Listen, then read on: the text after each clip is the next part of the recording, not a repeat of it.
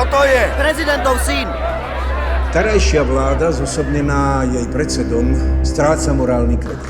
Ja som z teba urobil prezidenta. Ja som si vymyslel túto republiku. To ty by si mal byť vonku z hry.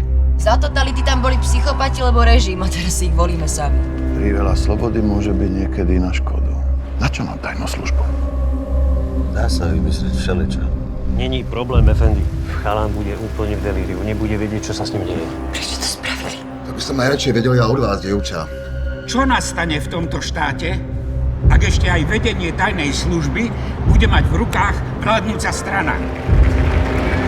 Bola, čo dostaneš? Nevola čo, polovicu.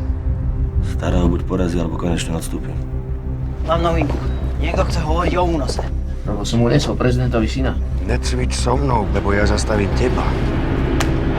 Keď si dovolí štátny orgán zobrať prezidentovi syna, čo spravíme? Oskar.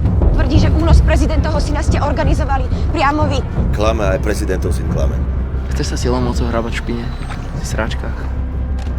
Ty koho chceš zavrieť? Mňa. Mňa chceš zavrieť? Jak teraz vyzerám pred starým? Potom chcel teba tak moc? Moji ľudia sa išli vykecávať, to bol tvoj človek. A preto sa skrývam, že sa proste bojím o život. Telefóny tohoto človeka. Príchody, odchody. Zajtra vám príde rozhodnutie o odobrati prípadu. Nájdi Binesa, zavolaj, ja ti poviem ďalej, že mŕtvola. Povýšia ťa. Budem vypovedať, ale musím vonku z niečoho žiť. Marta, sledujú ma stále. Vodne v noci napichli mi jej telefón.